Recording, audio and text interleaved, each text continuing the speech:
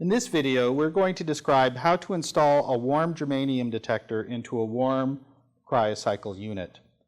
This procedure is also applicable for a cold detector into a cold Cryo-Cycle unit. However, in that case, it is required to have all the personal protective equipment against liquid nitrogen as described in the user's manual. To begin the installation, we first must loosen the collet clamp on the top. We loosen it so that it's as loose as possible, but still remains on the detector itself. Second, it is important to remove the larger vent tube in the front. This will allow gases to vent from the dewar while the detector is being inserted. In the case of liquid nitrogen, this is especially important to remove this one because that will only vent gases and not liquid itself. We are now ready to install the warm detector into the warm Cryo-Cycle. Note if you are using, if the detector is cold or the Cryo-Cycle is cold, that we would have personal protective equipment. Another note as well, in handling the germanium detector, never grab the detector by the end cap.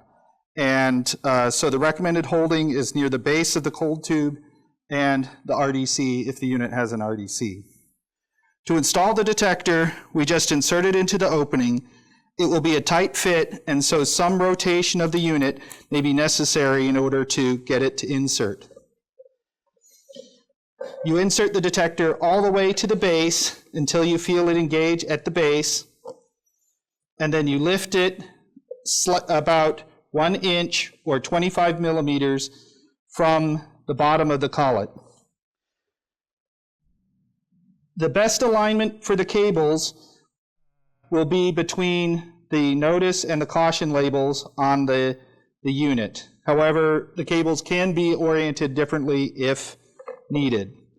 Finally, we tighten the collet down to engage the RTV collar with the detector tail tube. Once complete, we can reinstall the vent tube connection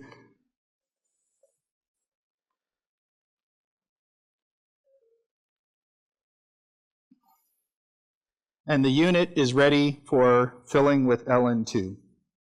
For further assistance, please call 1-800-255-6370.